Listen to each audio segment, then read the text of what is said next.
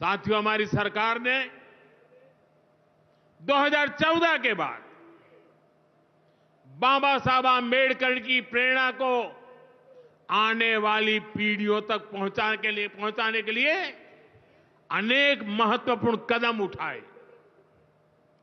बाबा साहब देश और दुनिया में जहां जहां रहे, वे सभी स्थान उपेक्षित थे।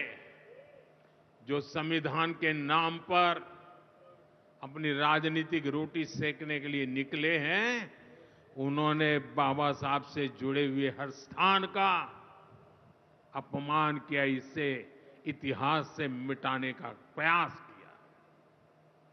स्थिति ये थी कि मुंबई के इंदु मिल में बाबा साहब आंबेडकर का स्मारक बनाने के लिए भी देश भर में लोगों को आंदोलन करने पड़े।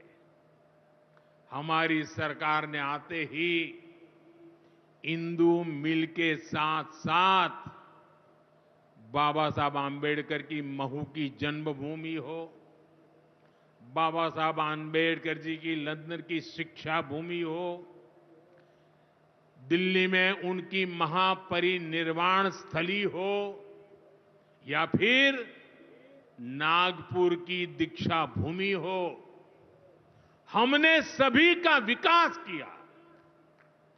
इनको पंच तीर्थ के रूप में विकसित किया है। मेरा सौभाग्य है कि कुछ दिन पहले ही मुझे दीक्षा भूमि में जाकर, नागपुर जाकर बाबा साहब को नमन करने का अवसर मिला।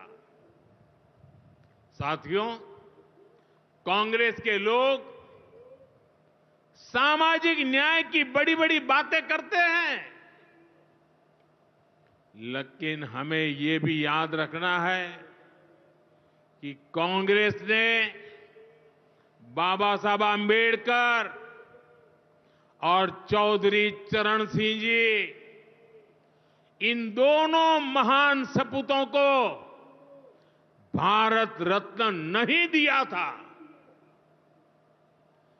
बाबा साहब आंबेडकर को भारत रत्न तब मिला जब केंद्र में भाजपा के समर्थन वाली सरकार बनी।